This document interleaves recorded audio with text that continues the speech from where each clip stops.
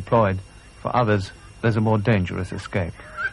Birkenhead's idle youth have been fertile ground for the pushers who sell heroin, known locally as smack.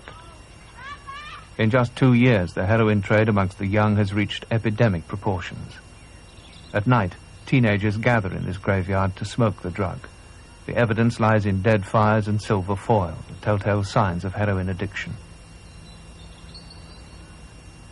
On a council estate, mothers talk about the heroin problem. Well, I think most of it's boredom. Exactly like from the eldest lad when I asked him why. He said, I'm bored, what's there to do? So comes down now to another one leaving school. He's going to do 12 months. He'll be 17. What's going to happen to him then once he's finished that scheme? What's he going to start doing then? When he's bored? This is when it starts, isn't it? He's going to come on the dole. You don't know whether he's going to go on the heroin like me eldest lad, because it seemed to be the same thing with him. Once he finished that government scheme, that was it. Once he was 17, that was it. All the trouble started.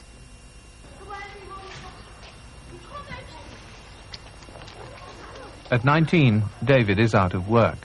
For 18 months, he was a heroin addict. When I first heard about it, I didn't want to know, but then I was taking other drugs and I was just trying anything. And it was out of boredom. There was no work and it was something to fill my time. I'd get up of a morning, there'd be nothing to do. And I'd be just walking the streets and it'd be the same every day. Because I was into the drugs, I was getting into too much trouble. So I packed that in to go up to Scotland to get off the drugs. But with it being here and so easy to get, I knew that I'd keep getting it. But couldn't you just stay away from the people who had it? Well, they just do it everywhere, and it's about 80 to 90% of people in this area are on drugs. And it's all you hear all the time, people talking about drugs, where to get it from, how much they've had. It's just talking about drugs all the time. I just didn't think it was so widespread until I got involved with my own son and I realised how widespread it was and how easy it was to get hold of. But before then, I thought it was just other people that sort of thing happened to. It was a bit... closed my ears and my eyes to it all, really, until it happened to me. Yeah. It's as though the town has deteriorated and now the kids are slowly but surely deteriorating with it. Yeah. You know, we're all on hooks, worrying about camelades. I mean, if that goes, it will just be a ghost town. Yeah. A ghost town, you know. I mean, you go down to Birkenhead now and there's nothing there, nothing at all. Because all the factories and that have been closed down. The kids are, like you say, all on the dole. Yeah. I mean, where do they go from here? Just where do they go? So where really is that? No. And this is why they turn to the heroin.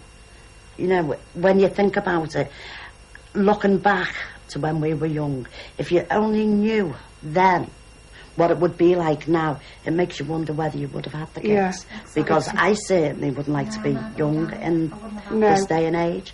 When they're on the smack, they don't take any notice of anybody. Oh, I know really. that. My son had to go to Scotland to try and get away from the drugs. He's been back a week, but I don't hold out much hope because he said he's practically given to temptation a couple of times and he's only been back a week. I'm not with the same mates what I was with smoking the drugs. He's an old mate from school and we just talk about anything. David has just come back from drying out in Scotland. His first priority is a journey to the Social Security Office to claim his dole. But with time on his hands, his biggest problem will be staying off heroin in a town where everybody talks about drugs. She's getting done for it. Nicky's mum was getting done for doing a dealer and so they're all protesting. Why should she get done? Well, I can't get back onto my old job or I can't get into a college. Don't think there's no hope at all of anything. No jobs or nothing. Then what? Then almost probably through boredom and other things like that, I'll most probably go back onto the heroin. What is it? Number B. Just go in. What will happen then? Well, I'll most probably start the robbing again, get into trouble, and I'll most probably end up in prison. No, I've just moved down from Scotland, and I come in yesterday. Yeah. For David, Ivor and Mickey, the attempt to escape from the drudgery of unemployment has driven them to the edge of society.